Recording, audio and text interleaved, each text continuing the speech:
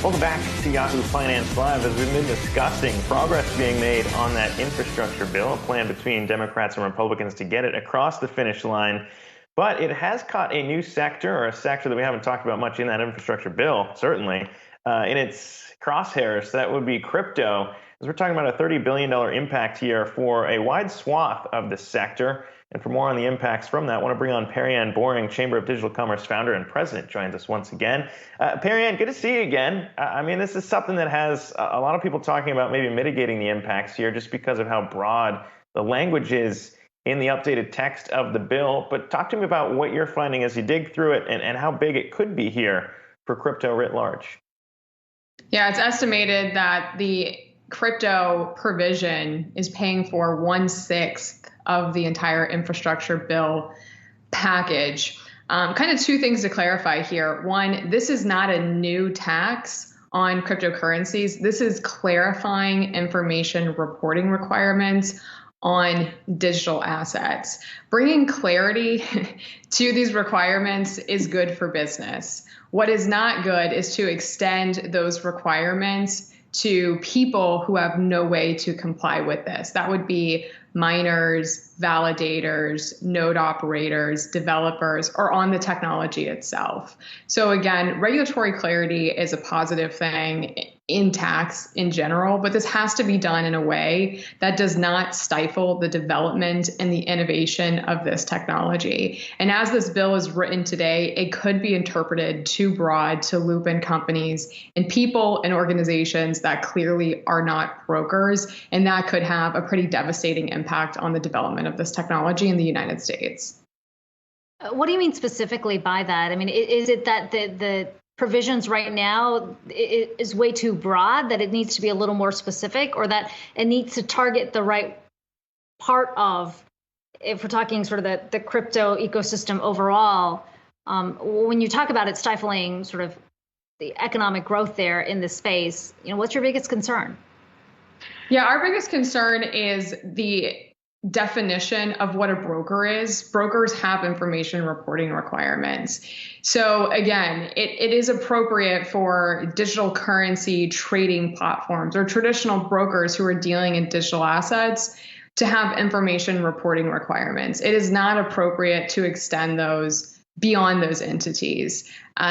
We have been working on multiple iterations of the language of this bill. The earliest versions that we worked on were incredibly expansive.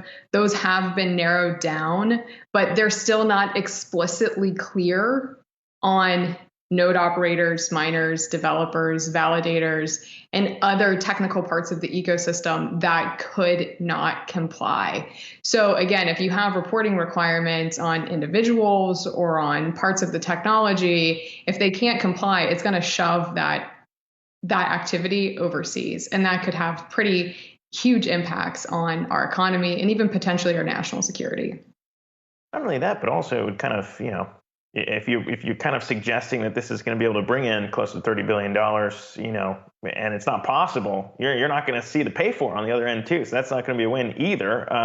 So that's probably important to consider here. But when you think about where this came from, I mean, there are some people in the crypto community. I know you've been active in pushing for maybe, tightening the language around brokers here. But there are some that are just talking about, where this came from, potentially maybe out of nowhere, in getting included in the infrastructure bill this time around. What would you say to maybe the push there over the last few years to help Congress understand crypto and what needs to happen when we're talking about regulations that would be a win-win?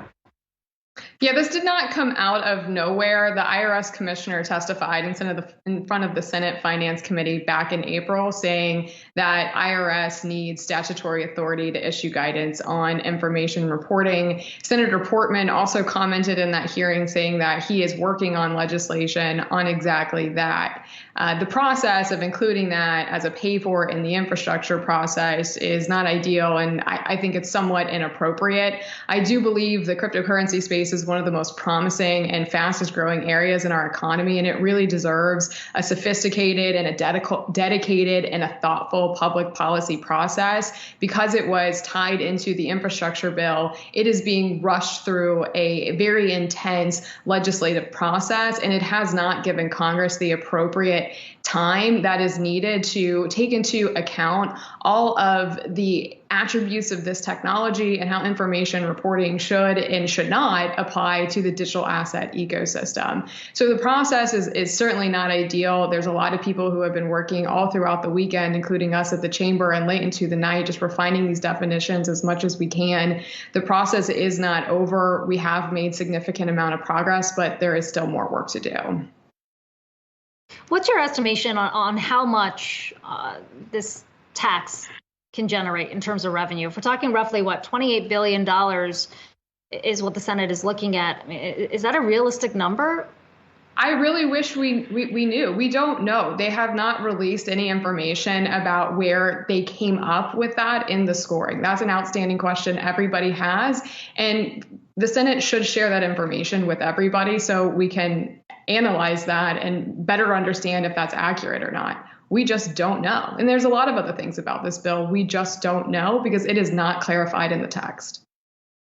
And lastly, Perianne, I mean, we've been talking a lot about kind of, centralized, if we want to use the word broker since it's a catch-all, centralized entities here who are now, working in the space, trying to do everything they can to be up to board. And then you got people increasingly leading into DeFi and protocols that don't really have to deal with any of this because they aren't centrally run. I wonder how, the more we see regulations and taxes piled on here, what that does to maybe the push eventually into some of these decentralized ways of interacting with crypto now. Yeah, again, I don't really think there's anybody pushing back on your traditional brokers having information reporting requirements. I think everybody in the industry generally agrees that they apply to brokers. If there is not an intermediary who is effectuating transactions on behalf of a customer, that is going to be an incredibly difficult thing to enforce, and also for entities like decentralized exchanges or peer-to-peer marketplaces to comply. The one last point that I really want to make about this bill is that there is kind of this thought that the industry is just out of compliance and that Americans who are using cryptocurrencies aren't paying their taxes. I just want to state for the record that that is a very disingenuous posture for anybody to take, because there has been multiple companies who have asked for clarification of reporting and record keeping requirements for taxes and digital assets for years. Again, the problem is that this is being rushed through a legislative process, and there's many important things that really need to be thought out and much more carefully considered. And this process is really jeopardizing that.